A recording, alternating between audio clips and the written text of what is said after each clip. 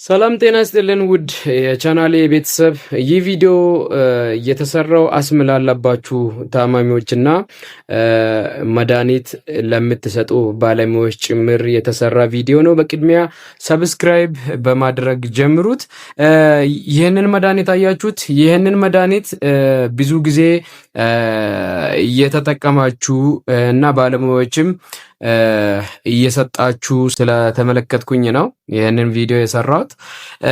ትራያሚስሊኖን ይባላል ወይም በብራንድ ኔሙ ኬናኮርት ወይም ኬናሎግ ይባላል። በመርፌ መልክ የሚሰጥ ሲሆን በሽታው የሚወሰደውን በሽታው ከበድ ሲል ወይም በአፍ ለሚወሰደው መድኃኒት በሱ መድኃኒት መቆጣጠር ሳይቻል ሲቀር የሚሰጥ መድኃኒት ሲሆን ዝም ብሎ ግን የማይሰጥ ሲሰጥም ግን የአጭር ጊዜና የረጅም ጊዜ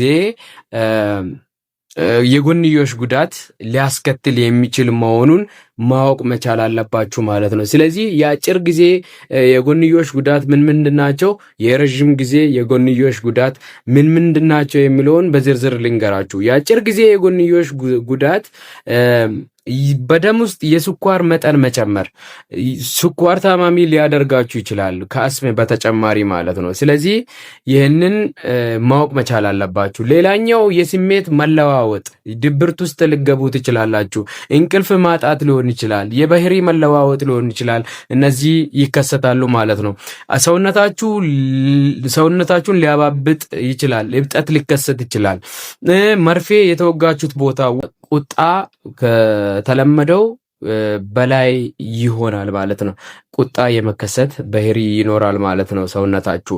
ሌላኛው የረጅም ጊዜ የጎንዮሽ ጉዳት ነው። የረጅም ጊዜ የጎንዮሽ ጉዳት ላይ የአጥንት ማሳሳት ሊያስከስት ይችላል። ኦስቲዮፖሮሲስ የምንለውን ማለት ነው ሊያስከስት ይችላል። የአጥንት ማሳሳት ተከሰተ ማለት መሰበር ሊያጋጥማችሁ ይችላል። አጥንታችሁ ቶሎ ነው የሚሰበረው። የሆርሞን መዛባት ኩሽንግ ሲንድሮም የምንለው ማለት ነው።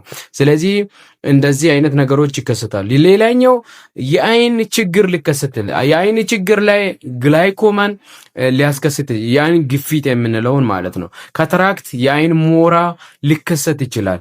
የሰውነት በሽታ የመከላከል አቅም